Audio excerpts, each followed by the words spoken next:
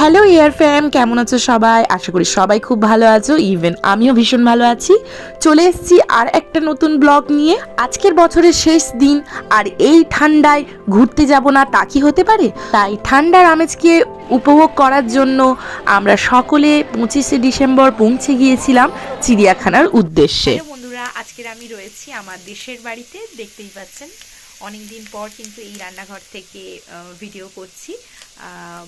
বহুদিন আগে, মানে প্রায় বছর দুয়েক আগে আমি এখানে একটা ভিডিও করেছিলাম, মানে একটা খাবারের ভিডিও করেছিলাম। তারপরে এই ভিডিওটা করছেন, আমি এখানে রান্নার আয়োজন করছি।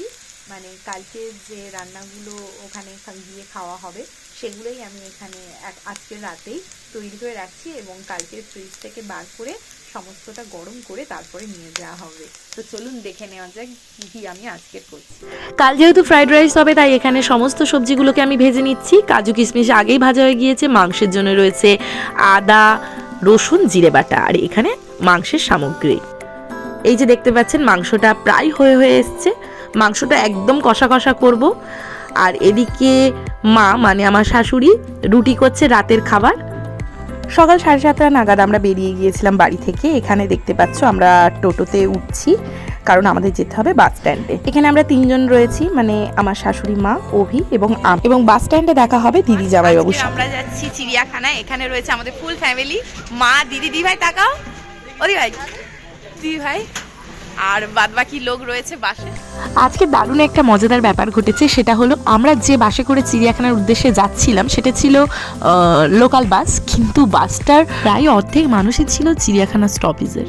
আর বাস থেকে নামার পর যে দৃশ্যটা দেখলাম সেটা দেখে আমাদের মানে একদম হাওয়া বেরিয়ে গিয়েছে। চিড়িয়াখানার সামনে টিকিট কাউন্টারে প্রচণ্ড ভিড় ছিল, প্রচুর মানুষের সমাগম ছিল। কিন্তু আমাদের একটা প্লাস পয়েন্ট ছিল, সেটা হলো আমরা অনলাইনে আমাদের সকলের টিকিট কেটে নিয়েছিলাম। যারা অনেক দূর থেকে আসছো তাদেরকে একটাই বলবো, প্লিজ তোমরাও অনলাইনে টিকিটটা কেটে নিও। অনলাইন টিকিটের লিঙ্কটা আমি আমার ডেসক্রিপশন বক্সের মধ্যে দিয়ে দেবো, প্লিজ তোমরা চেক করে নিও। তো এই মুহূর্তে আমরা ঢুকে গিয়েছি চিড়িয়াখানায়। আজকে প্রচুর মানুষ এসছে বিভিন্ন জায়গা থেকে, সে কারণে মাইকিং হচ্ছে, কারণ যে সমস্ত ছোট বাচ্চারা রয়েছে তাদেরকে সাবধানে রাখার জন্য বলছে এবং মোবাইল পাওয়ার্স এগুলোও যত্ন সহকারে রাখতে বলছে। অনেক খোঁজাখুঁজির পর আমরা আলটিমেট একটা জায়গা পেয়েছি যেখানে আমাদের বসার জন্য একটা চাদর বিছিয়ে নিয়েছে এবং চারিদিকে দেখতেই পাচ্ছেন মানুষ অলরেডি বসে খাওয়া দাওয়া স্টার্ট করে দিয়েছে। এখানে সোনাই খেলছে তার মামার সঙ্গে এবং আমাদেরও প্রচন্ড খিদে পেয়েছে, এবারে আমরাও খাবো। তুমি বাঘ দেখেছো? তুমি বাঘ দেখেছো? ভালো লেগেছে বাঘটা?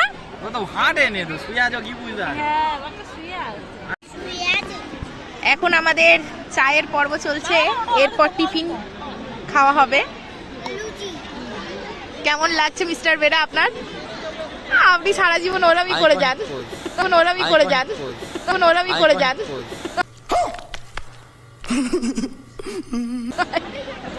আপনার কেমন লাগছে মিস্টার মন্ডল? আপনার কেমন লাগছে চিড়িয়াখানায় এসে? গজব বেইজ্জতি।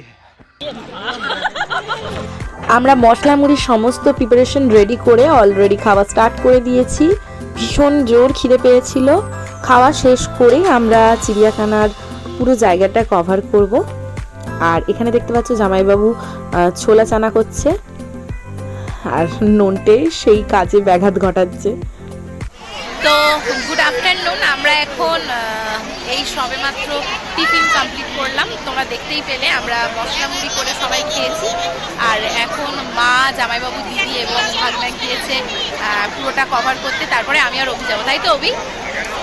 অভি যাওয়ার একদমই ইচ্ছা ছিল না, কারণ যেহেতু আমরা আগের বছরেই আমরা এসেছিলাম, তো সে কারণে ওর তো আসারই ইচ্ছে ছিল না। আমি বললাম যে চলো, অনেকদিন পরে যাওয়া হচ্ছে, সবাই মিলে এক জায়গায় ভীষণ মজা হবে। সত্যি এখানে এসে খুব ভালো লাগছে। তোমার কেমন লাগছে বলো?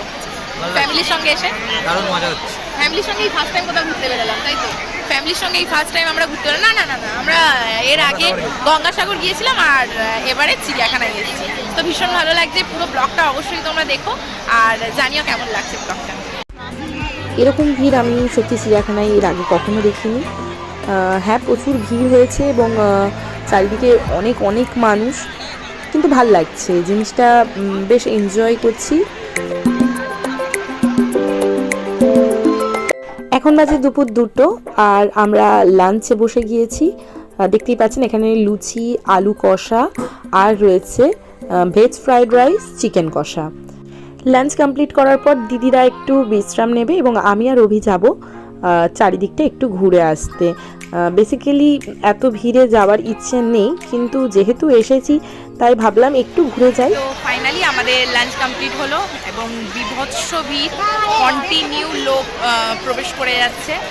আর আমরা মানে আমি আর অভি টোটালি কিচ্ছু দেখিনি, আর জাস্ট এবারে বেরিয়ে যাবো, কিচ্ছু ভালো লাগে। সময় যত বাড়ছিল মানুষের ভিড়ও তত বাড়ছিল, আর রীতিমতো মারপিট লেগে গিয়েছিল, তাই আর অপেক্ষা না করে আমরা বেরিয়ে গিয়েছিলাম। তো বন্ধুরা, তোমাদের ভিডিওটা কেমন লাগলো অবশ্যই তোমরা জানিও। ভালো লাগলে একটা লাইক করো, কমেন্ট করো এবং শেয়ার করো। দেখা হচ্ছে নেক্সট ভিডিওতে। বাই।